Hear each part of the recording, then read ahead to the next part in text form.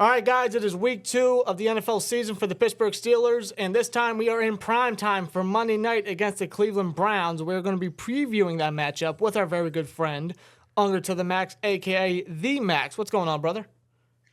How's it going? It feels like it's been forever since you guys and I have talked, and I'm like, I need to talk with the Twins again. I know, especially after what happened week 1. Now we have an AFC North matchup, what should be anticipated. It should be a nice, fun, primetime matchup. Very anticipated regardless of what happened week 1. We're going to go over a lot, not only your Browns' success in the Battle of Ohio, but also the Steelers' I don't even know what to call it anymore. The less said, the better from week 1, honestly. But I want to start off with your guys' Browns. As a Browns fan, you start off 1-0, which that's not often. In fact, for the first time in many years, since I think the mid-'90s, you guys have won back-to-back week 1 games, which is very that's good success for you guys. That's not often. And seeing how you guys start 1-0 and we start 0-1, how do you guys feel that you got the notch over us so far? It's so early in the season, it's hard to gauge, if the Browns are legit and if the Steelers are, rebuilding or whatever phrase you want to use there. And this is the AFC North, which many people are projecting to be the best division in football this season. Granted, we were saying the same thing about the AFC West last year.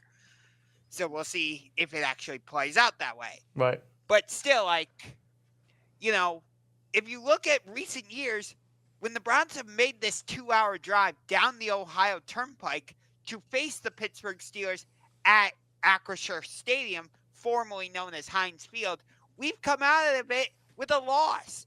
I think the only time we've won in the past 5 years or whatever in Pittsburgh was in that wild card game, where you guys spotted us the early lead because of Ben Roethlisberger not being able to handle the snap on the first possession. Yeah, I would rather forget about that game, honestly, because that was makes sense. Yeah, Makes sense. It's one of those things where it's deja vu. Is what we witnessed last week versus the Niners, because it's almost like we keep seeing that similar episode, that same movie, that same remake year after year, and it's sad, honestly, from the Steelers fan. I'm sure as a Browns fan, you're ecstatic to see it because that's not often. And you guys did well against the Bengals, only holding a hot offense to 142 total yards. You guys actually not only doubled them in total yards offensively, you have more than over 200 combined yards than what they gained. So that's impressive. The Browns, I will say, man, in their own stadium against a divisional rival, they look good. And, there was a lot of promise with you guys, with Deshaun Watson in his first full year under the system without no drama. He can put that behind him. It looks like he is. He had a very decent game. He used his legs a lot, which allowed you guys to get a score. You guys improved on many positions, including receiver. And in the secondary, you guys picked up Juan Thornhill there. It seems like you guys are healthy for the most part. Your front seven's good. So this Browns team looks like it could be decent this year. I'm not going to lie to you. Heading into this season, when we did our early predictions, we were looking at the Browns and we were like, man, out of everyone on this schedule, the Browns are probably the least team we fear the most. Genuinely.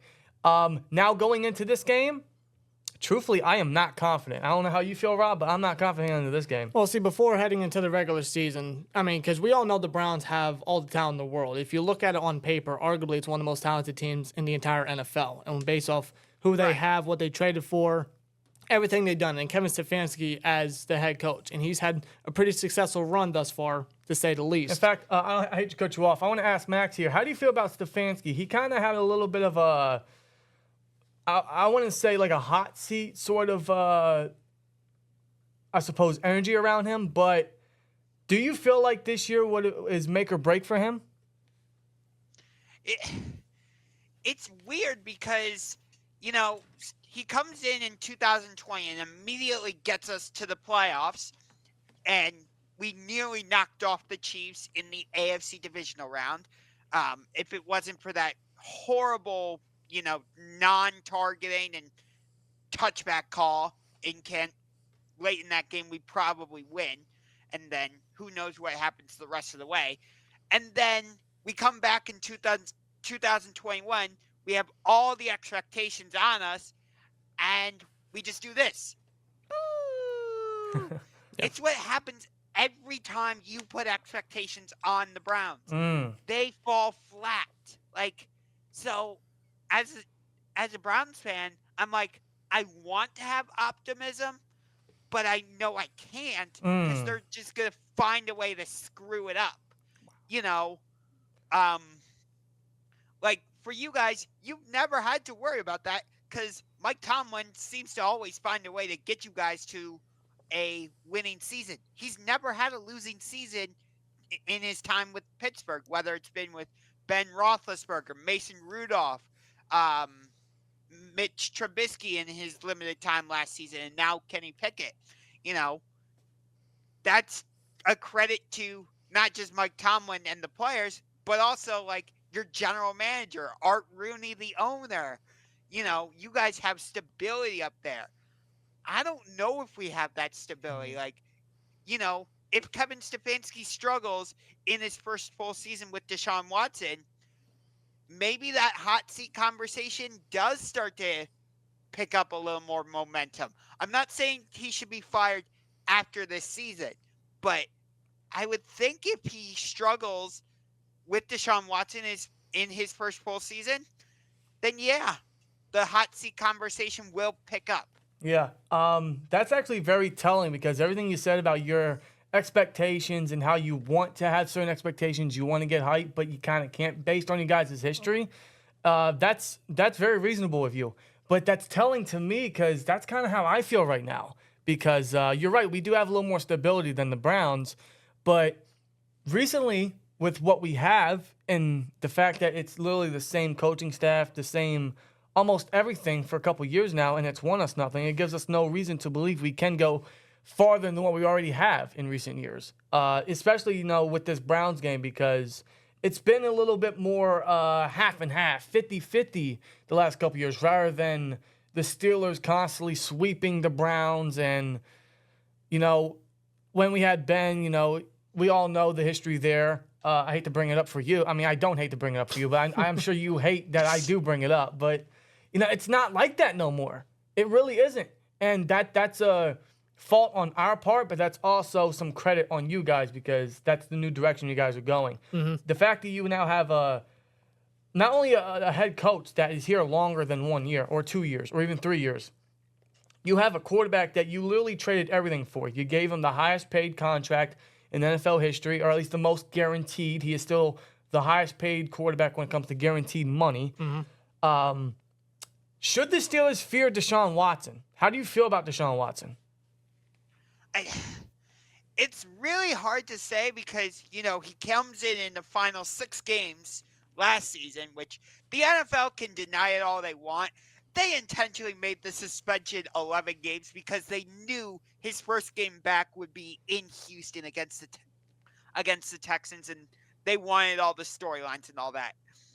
You can't tell me otherwise on that. But personally, I would have preferred if he had made his debut against Miami because I think the storylines would have been much better, but we can discuss that on a different day. Yeah, the script writers, man, they know what they're doing. Yeah. I just thought, because the Dolphins for a while have been talking about maybe we'll trade for Deshaun Watson and get rid of Tua and all that. So I'm like, that would have been an interesting dynamic if Deshaun Watson had made his return in Miami and then faced Tua. But I digress.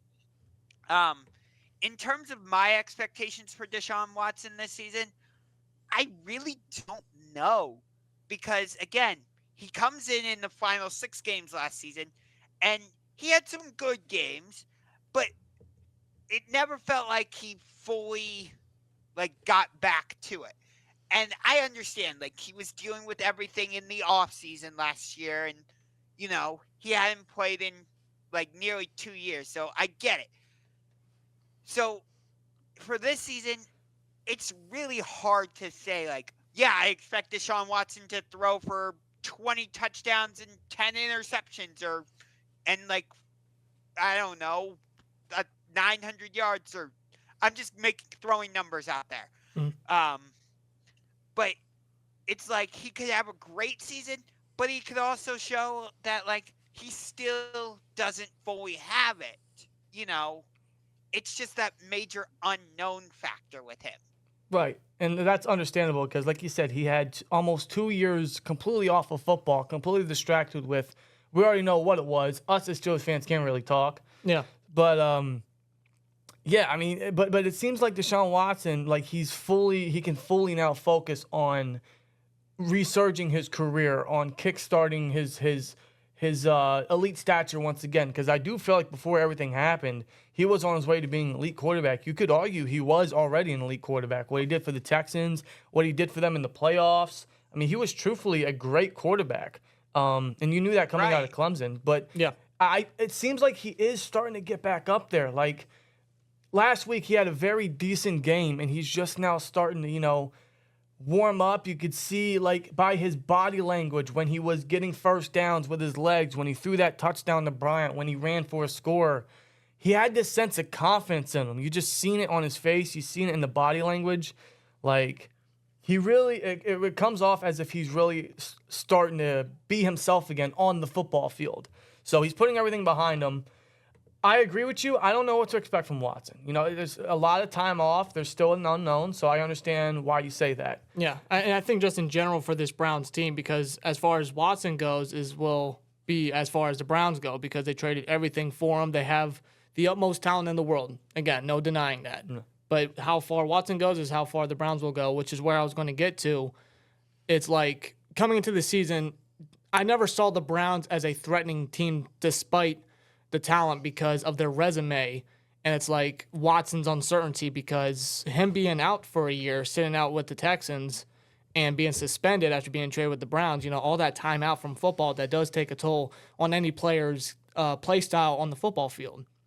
So it's like you never knew exactly how threatening the Browns were going to be, and you didn't know what type of Browns team you were going to get despite the talent. But last week was a great first impression at home for the Cleveland Browns for what they did against a hot and fired up Bengals team after paying Joe Burrow the biggest contract in NFL history for a quarterback. Absolutely. And not only did they do well against the hot offense, a proven offense, an elite offense, I would say, when they're on their A game.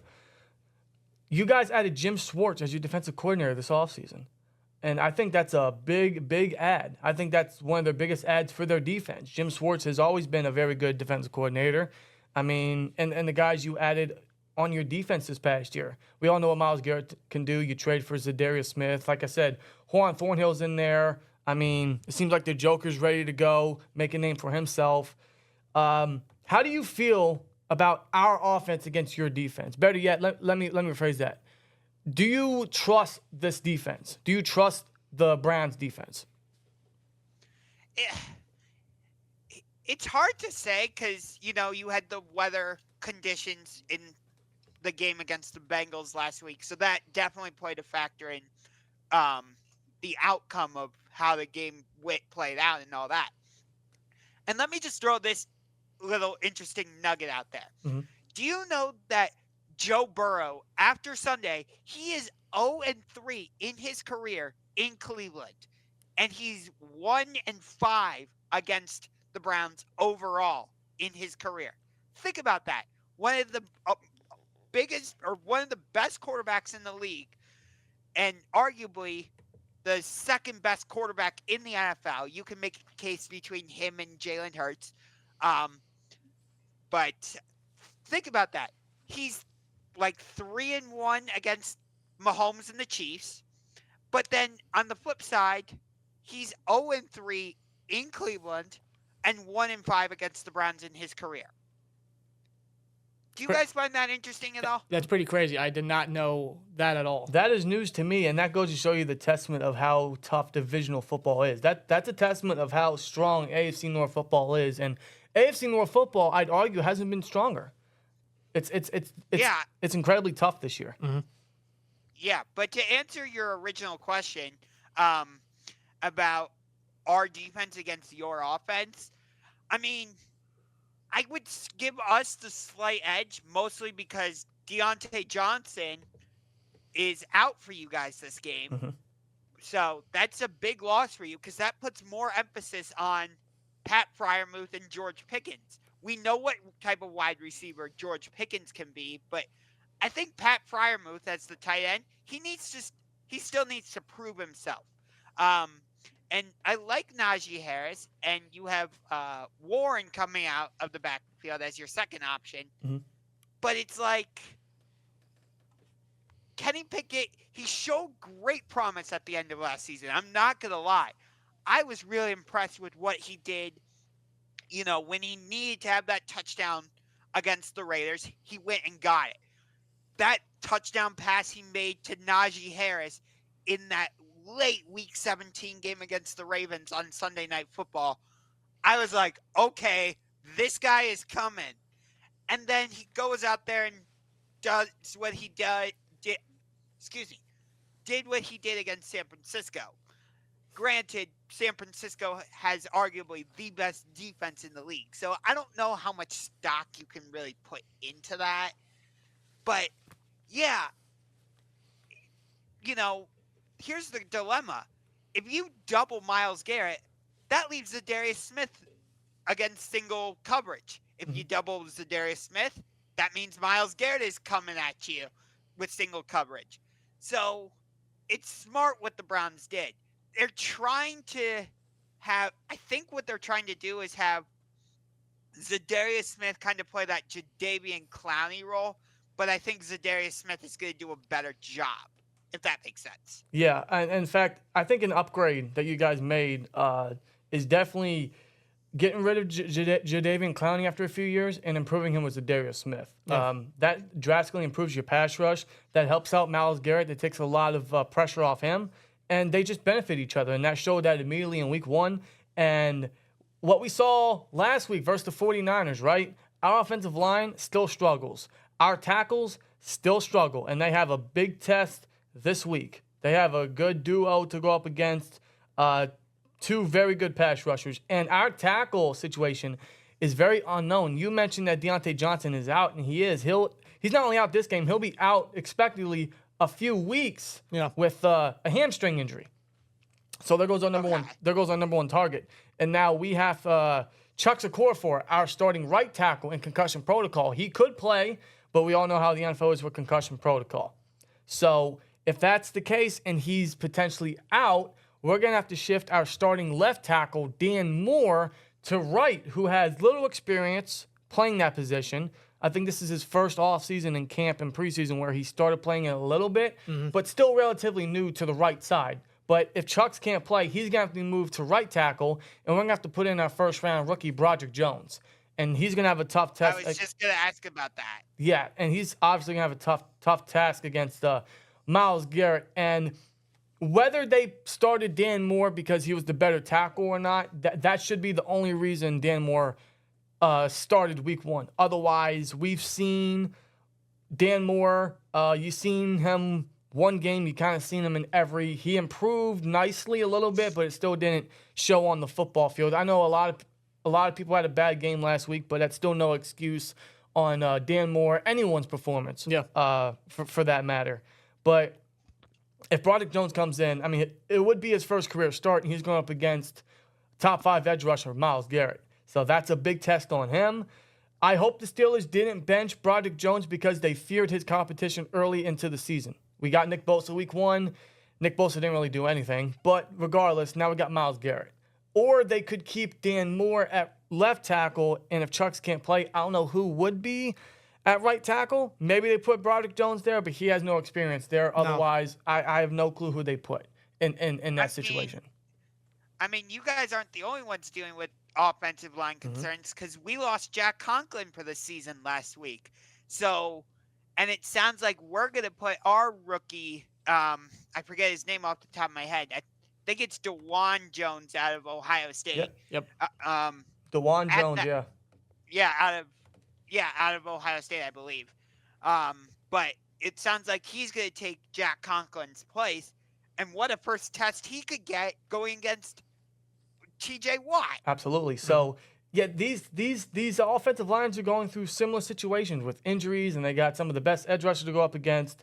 Now, DeJuan Jones was a guy we heavily looked into during the draft process. It's someone Mike Tomlin loved immediately.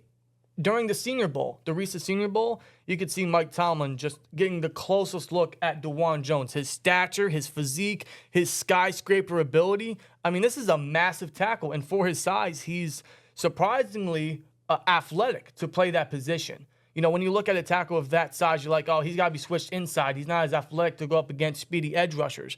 DeJuan Jones in preseason looked real good. I know some of the watch parties we did, some of the AFC North war rooms we did for the Browns games, DeJuan Jones stuck out. He had a very promising camp and preseason.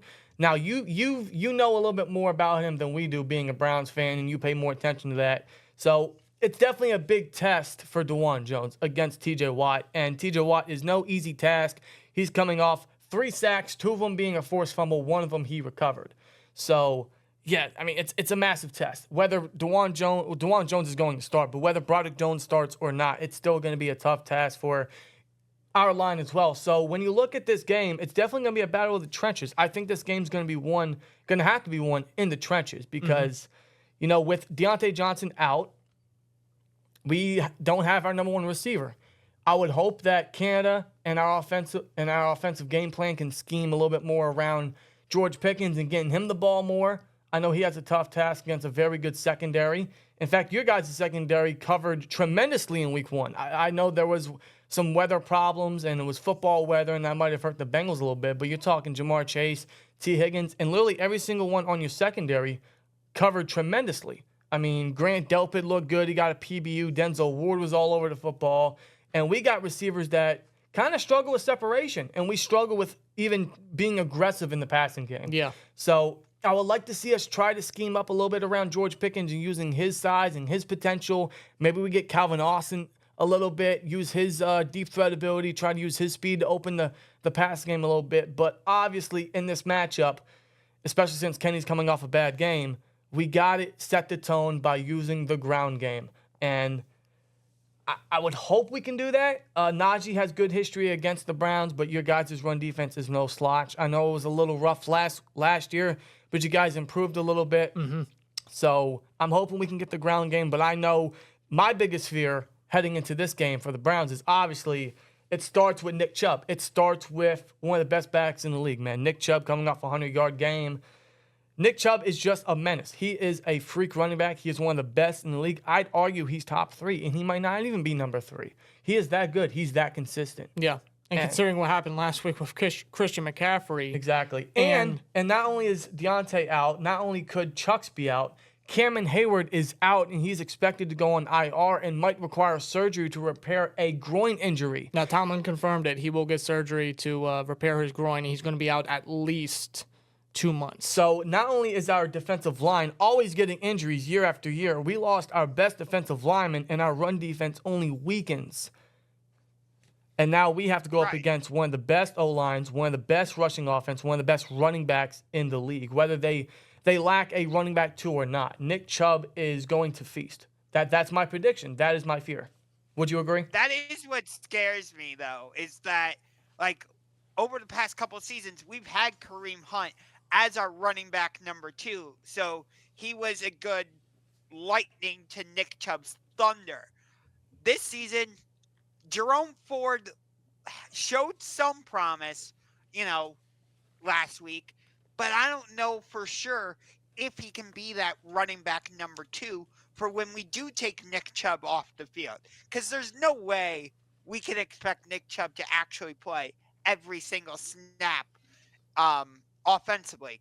That's just not realistic. At least in my opinion, it's not realistic. That's not ideal. That's as if we were to give Najee the ball every down. Like, it's just not smart. Right.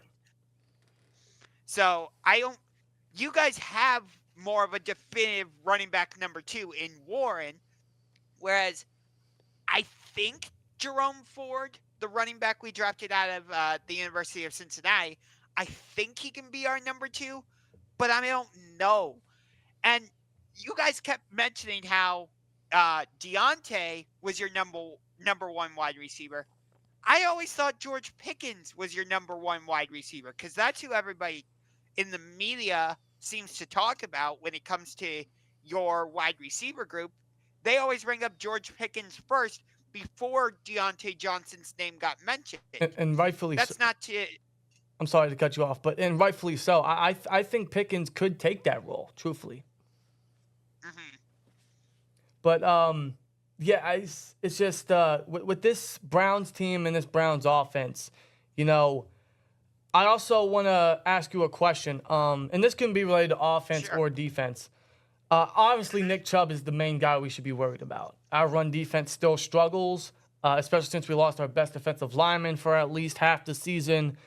And we did improve the linebacker position. We did. We got Holcomb. We got Landon Roberts, who was one of two guys that actually played out last Sunday versus the 49ers. So, but You still have Minka Fitzpatrick. absolutely. We got Keanu Neal who can play in the box. We got guys we can fill those gaps. But the problem is our defensive line can't plug the holes. And once your interior guys can get to the second level and block those linebackers, whether we improved it or not, whether we have more aggressiveness at the linebacker position or not, once you guys get to that second level and cover those linebackers, Nick Chubb can just run home, honestly. Yep. That's unfortunately what I see happening because we have no one that can plug the gap. We have no one that can take on double teams. We have no one that can just step up in that role. I would love to think that former Brown Larry Ogunjobi can stay healthy and try to fill that role. I'd like to think Keanu Benton, one of our second-round rookies, can be a three-down guy and step up in this big opportunity, show his pass rush skills, show his bulliness in the run defense. Yeah. And that's a big opportunity for him. I'm hoping a guy like Keanu Benton sees three-down potential early on, a little sooner than I'm sure Terrell Austin and Carl Dunbar would like to think, but now it has to be.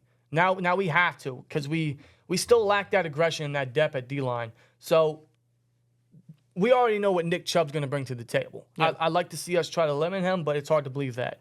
But offensively or defensively, is there anyone else on the Browns we should be worried about in your opinion? I mean, you were talking about your linebackers and stuff. So if we could establish the run game early, we might be able to bring your linebackers down into the box, which could open up things for David Njoku. He's been a good tight end for us over the past few seasons. He's had his moments. I'd like to see a little more consistency out of him, but he's had his moments. I'm not going to lie. You know, we have Amari Cooper who could become a number one wide receiver, but I just don't see that. As of right now, I don't feel like the Browns have a definitive number one wide receiver. Like I said, maybe Amari Cooper can turn into that, but not quite there yet. Donovan Peoples-Jones, you know, he's become a good secondary wide receiver, so you definitely want to keep an eye on him, I would say. If we do go into the 12 personnel, which I would actually expect us to do that a little bit, you know, Harrison Bryant was the one who scored the touchdown for us last week, other than, you know, the run by Deshaun Watson. So if we go into that two tight end set, maybe you should pay a little more attention to Harrison Bryant. Okay. I actually agree with that. I'll even throw this name out there. It's someone that was very good coming out of college, I believe out of Ole Miss, and he had a very good rookie year for the Jets, and we all know what happened there and the drama. Elijah Moore. Absolutely. Yeah. I feel like same thing what Brandon Ayuk was with the 49ers. I think Elijah Moore is your guys' secret weapon. Him in the slot is dirty, and we don't have a true slot corner, at least not in my opinion. And I think him and Watson are just starting what could be a very good quarterback wide receiver duo. Yeah. He actually led you guys in receiving last week. He's a guy that can even run the ball on some jet sweeps or some reverses and get some yards up there. So you guys can mix it around with a guy like Elijah Moore. He brings a lot more for your offense than I think a lot of people anticipate. I think he's very underestimated.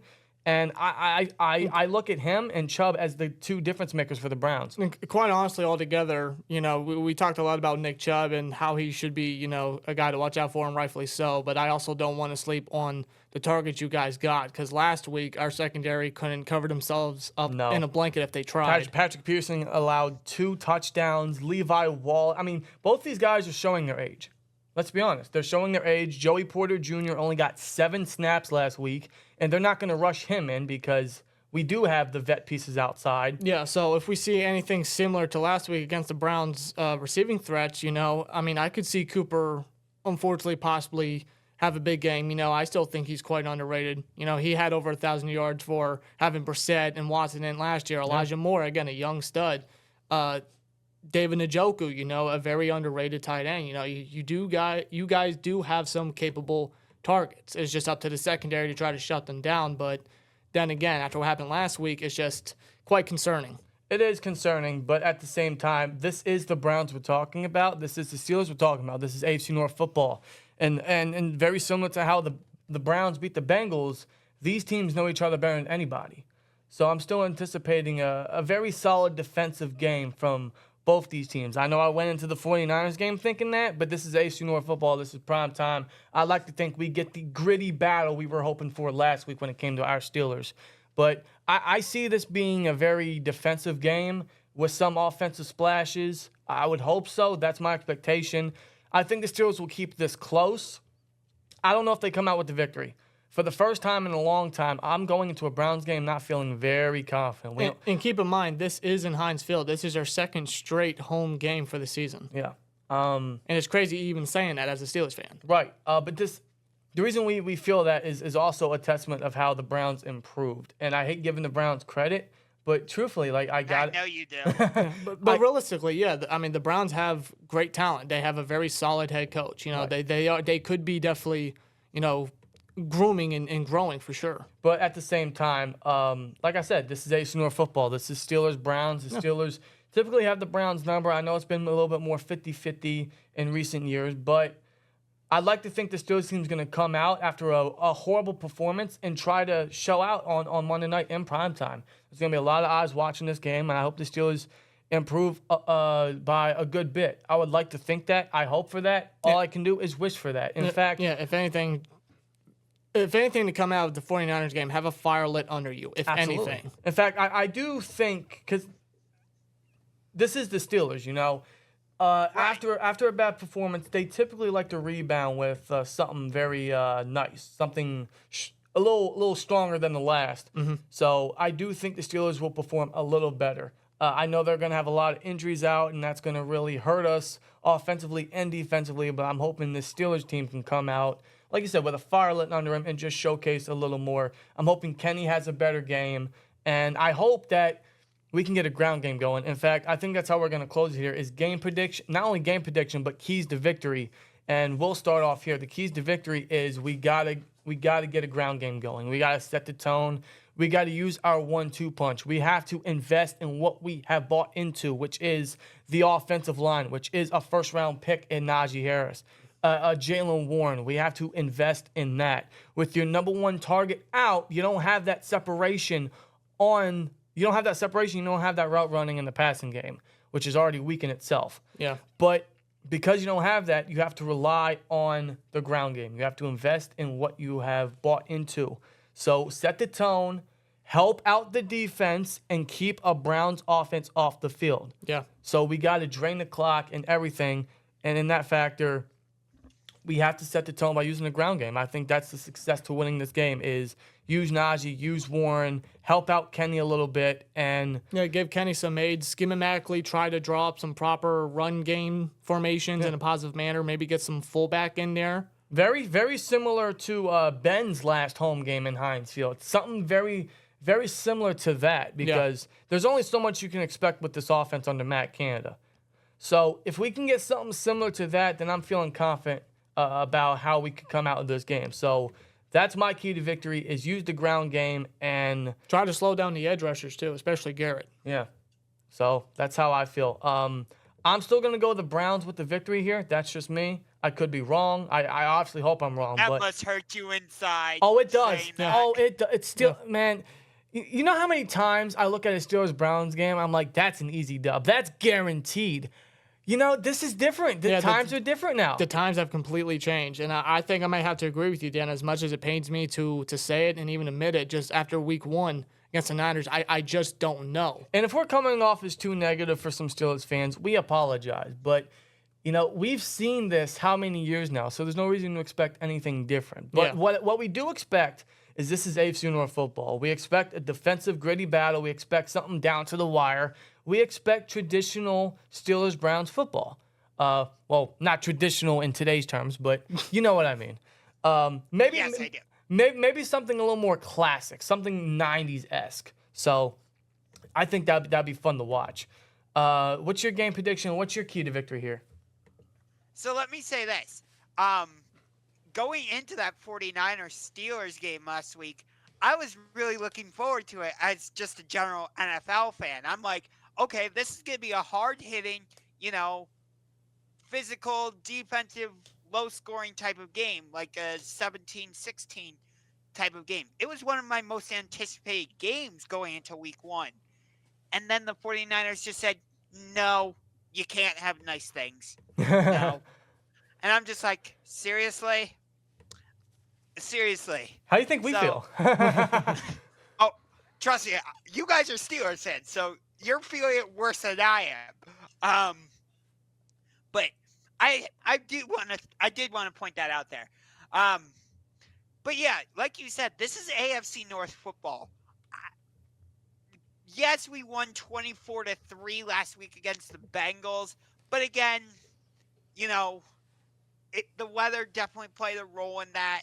Maybe if it were like better conditions, Joe Burrow would have been able to, throw bombs to Jamar Chase and T. Higgins and Tyler Boyd and everybody else. So I'm not taking too much from that game into this week. But yeah, for us, it's just, don't be over-reliant on Deshaun Watson. Last week we did the QB run and got the touchdown, and I was okay with that. But I don't want to see, too many design QB runs, because you always put your quarterback in, a dangerous position when you say, yep, go out and run for 5 yards or whatever.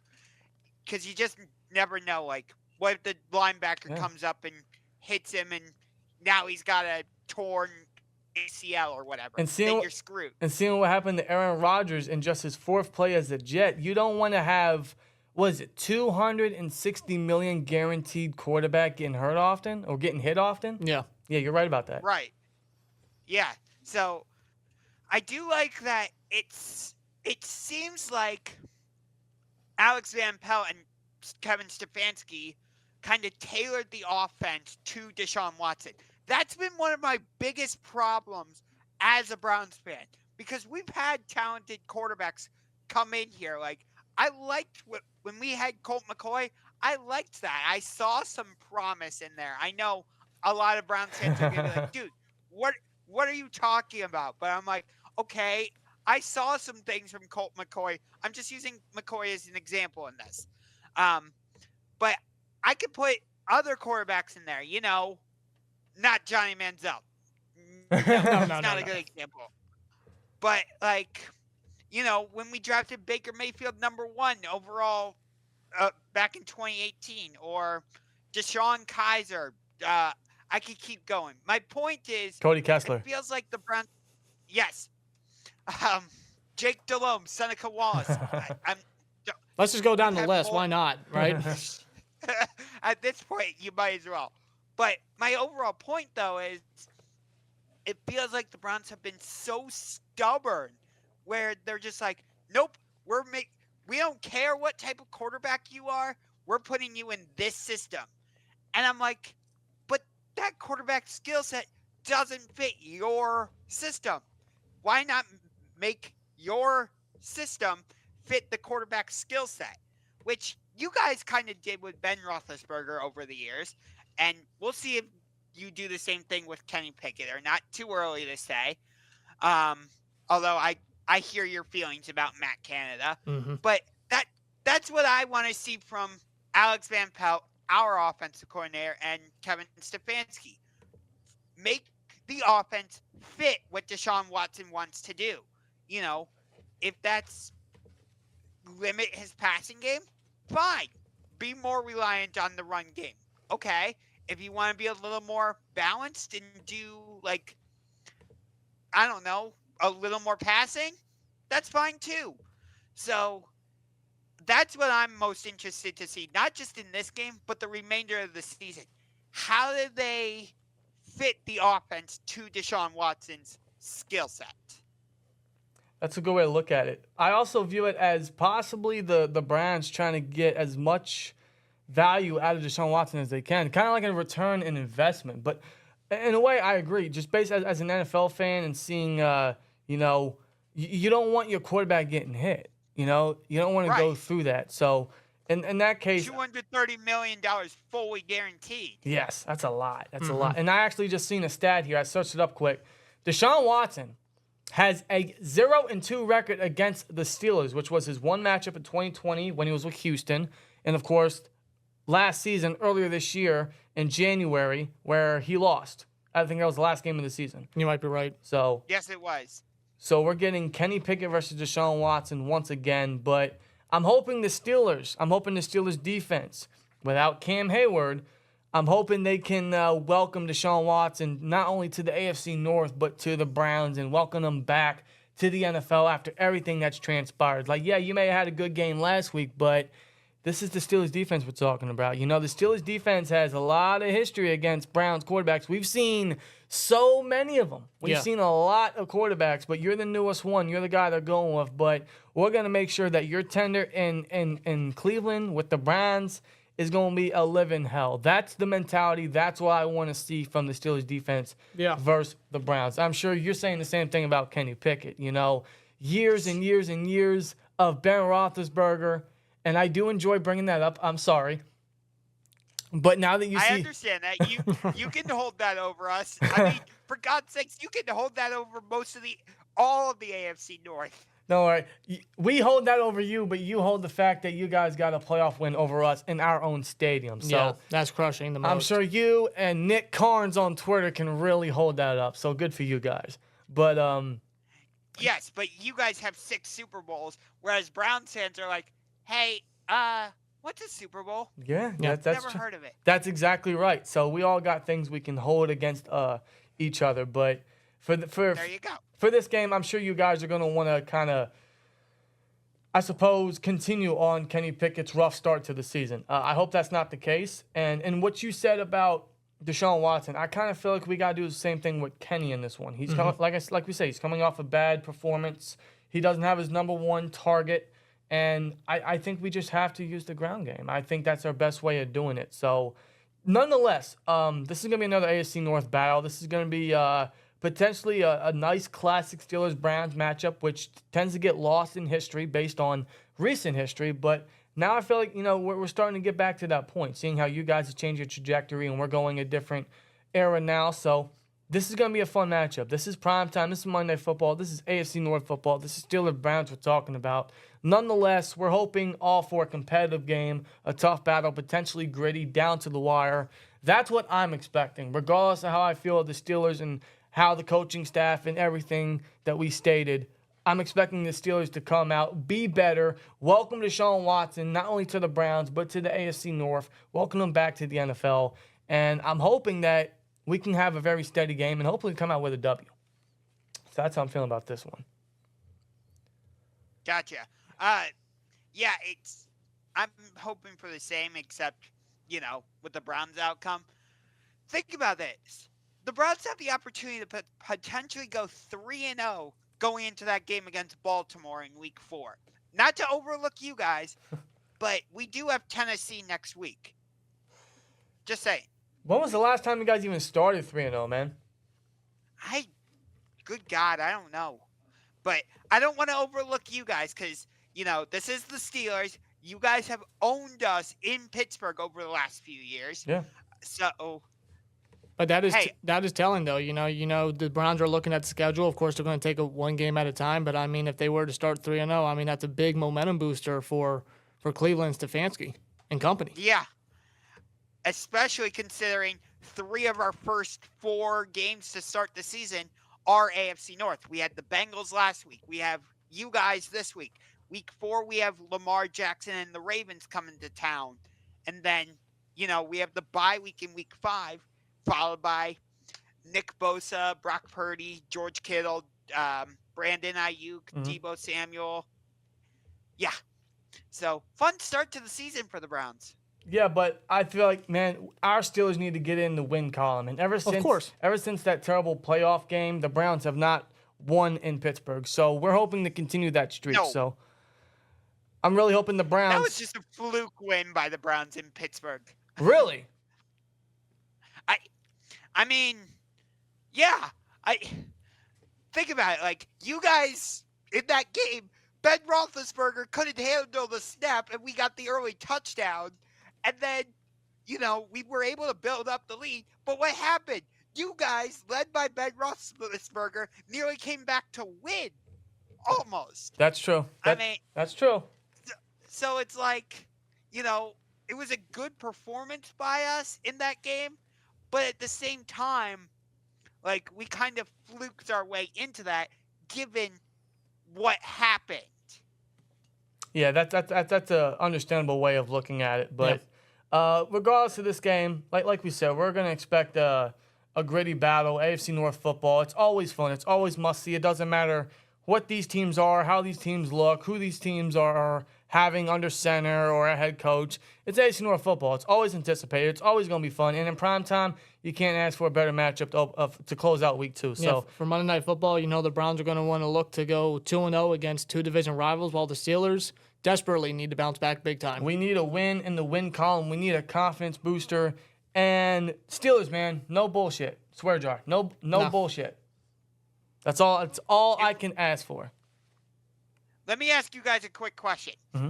If you guys do start the season 0-2, do you think that the hot seat conversations start to pick up around Mike Tomlin? See, I think it depends on how the Steelers lose this game, really, because everyone expected the 49ers game where it's going to be competitive, heavily defensive, it's going to be real close, gritty, it's going to come down to the kickers. Obviously, that didn't happen. We're expecting the same thing for this game. AFC North Football could come down to the kickers, highly defensive, yada, yada, yada. I think it really depends on how the Steelers lose. If it's something very similar to last week, then I think it's just going to leave more of a sour taste in our mouth.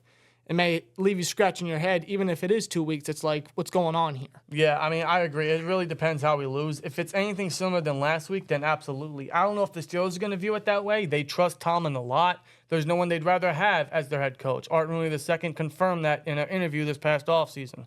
So I don't think the Steelers are going to view it that way. But, based on history, seeing what Tomlin has done against elite teams in big games, there's reason to believe he should be on the hot seat. Absolutely. But it all depends on not only how we lose this, or if we lose this game, or how we would lose this game, but also how the season goes in general. But regardless, this should be an interesting game, and I hope the Steelers show up. It's in Heinz Field. They have to show up in prime time, man. The Steelers under the lights, man, they better play some Steelers football. They better play some Steelers football. That's all I can say, man. But good luck to your Browns. Seriously, I mean, it should be a very, very fun battle, man. Kenny Pickett versus Deshaun Watson for the second time around, and probably the second of what should be many if everything goes right for both our franchises. So it's going to be a great game. Yep. Max, we appreciate you for coming on, for doing a collab. I know it's been a couple years since we did one, but glad we could get it done. Glad our schedules could work out, and glad we could get you on for the Steelers-Browns Week 2 Monday Night Football preview, man. Glad to have you on. And for everyone in the chat, everyone in the comments, everyone watching, man, I'll put his link not only in the title but the description. Do him a big favor. Let's get him over 500 and even more than that, man. Give Unger to the Max, a.k.a. The Max, a big sub, and definitely sub up to him, man. I appreciate that. I always love working with you guys. We found each other, 5 years ago at this point? Something like that, It seems like. Feels like it, yeah. But, yeah. I'd love to come down to Pittsburgh. Obviously not this season, but sometime in the future and actually go to a Browns-Steelers game with you, or maybe if we could work it out for you guys to come up here to Cleveland and you guys and we go to the game here, whatever. It would be great, though, if we could somehow all meet up and actually go to a Browns-Steelers game, either in Cleveland or Pittsburgh. I don't care. But, yeah, always fun working with you guys.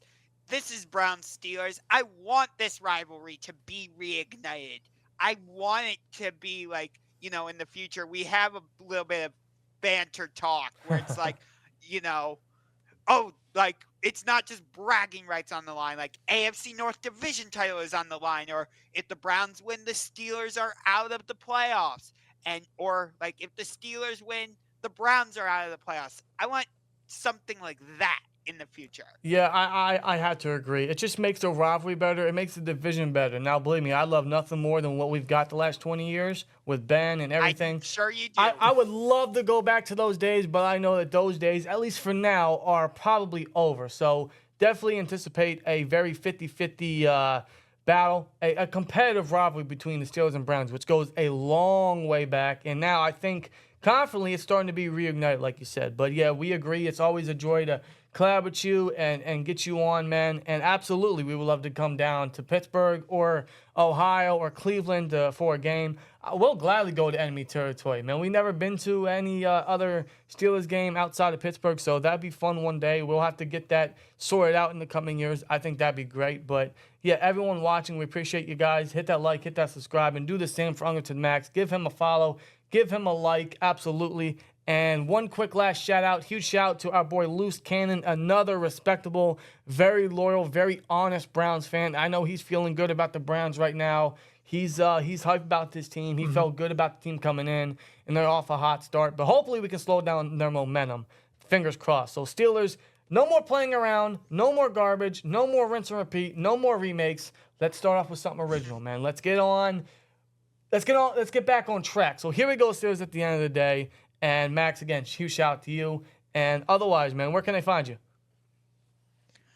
You can find me on YouTube at Unger to the Max. I'm on Instagram at Unger to the Max. That's my Twitter handle as well, or X, whatever it's called now. I don't freaking know. But yeah, that's where you can find me. Alrighty, man. We'll definitely put those links in the description. You guys definitely do him a big favor. Give him a follow. Very respectable Browns fan, man. Let's be honest. Some of the Browns organization are trolls, and there's groups out there. I won't say who. I won't say what. I won't say where I heard it from. Wink, wink. But I will say, at least we have a couple good friends and a couple good, respectable Browns fans on our side that we know personally, and it gives Browns fans a good light. So good on you guys for being that bright spot in the Browns organization. So shout out to you guys. Otherwise, you guys, let us know your guys' thoughts down below. How you guys feel about this game? How do you feel about the Steelers or the Browns? What's your guys' keys to victory? Let us know down below.